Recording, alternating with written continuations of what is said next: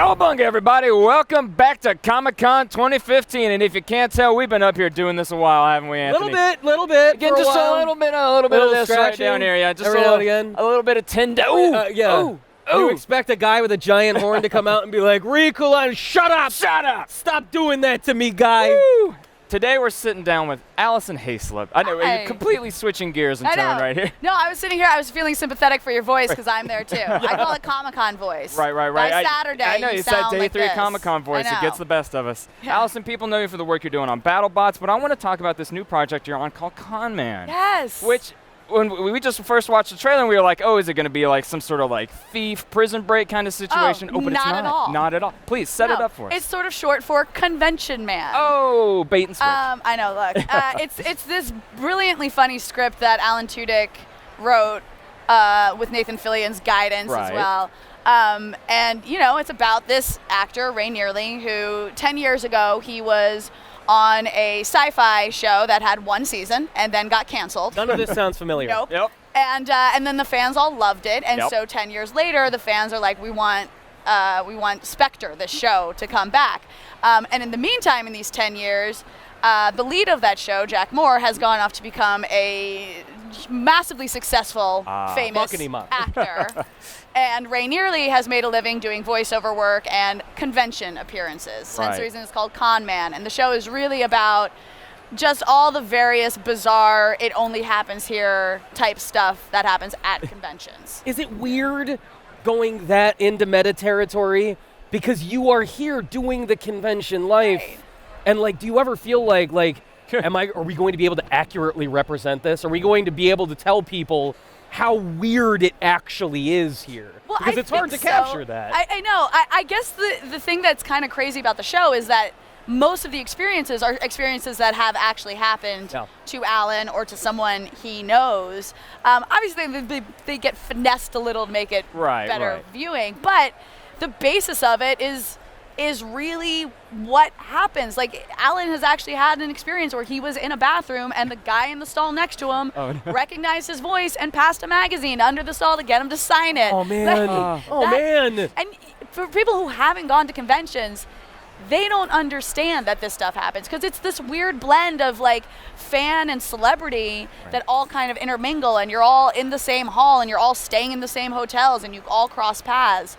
But what I think is genius about the show is that it doesn't make fun of the culture. Right, I was going to say there must be a fine line to walk there between like parroting nerd culture and also sort of like celebrating it and making it funny, or without like alienating those same people. Exactly. Honestly, it's more Alan's character is more Ray Nearly, who you laugh at and you realize he's kind of the schmuck in a lot of the situations.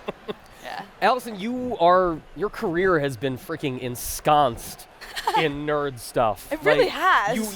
That is, if you look at your resume, that is like the tumbling down the rabbit hole. But freaking look out at this. Nerd culture is no longer this subverted thing in the shadows. It's no longer a subculture. It's just the culture. So what's going to replace it? Like, now that nerd culture is the popular culture, are like jocks going to be the new nerds? Well, is that where this is going? No, because sports is always so popular. Sports is always going to be popular? I just think we're going to find more and more niche things to be fans of, you know? It's like if someone's into anime, they're going to find a much more specific genre of anime to be into, and then that's further the nerdier down and down and down part. and down. What's the hot niche where you're like, that's it, that's where I'm headed, that's the place that I'm going to plumb? You know what I've been into lately, which every time I do this, I'm like, I get really nerdy. I've started doing the New York Times crossword puzzle every day. What? Oh, that's an elevated kind of nerd. I'm like a 65-year-old man. But I mean, I get obsessive with it. Like, I don't feel like I can go to bed at night if I haven't at least started the crossword puzzle. Now, have you gotten in sort of like is there a competitive aspect to the New York Times crossword? Well, are you like, it does time you. Ooh. And they do, very genius of them, of course, because the gamer in me is like, I need streaks. Oh, yeah. If you finish the puzzle within the 24 hours it's been released, you start a streak. And every day you finish the puzzle within its 24 hours, you continue your streak. But if you don't do the Tuesday puzzle until Wednesday, streak's broken. So, are there leaderboards attached to this at all? Yeah, there totally are. Yeah, that's what I mean. So it's like, even if I'm exhausted and at the end of the day, I'm still like, I gotta see if I can finish a crossword puzzle. I gotta check in. I gotta do it. Yeah. So, okay, the niche thing that I think the next niche is The going niche to of the be niche. just BattleBots fan fiction. I'm going to do BattleBots Oh my fanfic. gosh, like romances between the bots. it's like it's a I was I'm gonna like say, a are we bot already shipper. there? Are we already there? Have you seen any? I haven't yet, but I would not be people surprised. make it happen. People Make it really, happen. People really love them some Ice Wave. I could see some Ice Wave Tombstone love affair They're happening. an Ice Wave shipper. They Yeah. want Ice Wave to fall deeply in love.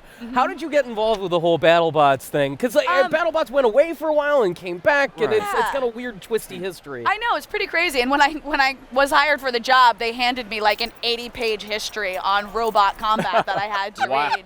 Like Yeah. a textbook. It really was. I was like, I It's have got little homework exercises to do. and lessons in the back. Like, oh, yeah. It's what's really great about BattleBots is that the executive producers already had me in mind for the show, apparently. Oh, cool. And I just went in for a meeting with them, and both of them were like, we've just loved your work on G4, and especially what you did on American Ninja Warrior, because it's kind of a similar type competition show. Yeah. So we just sat around and chatted for like an hour, and they told me more, because I never got to see the original because it was on Comedy Central, and I did not have cable at the time.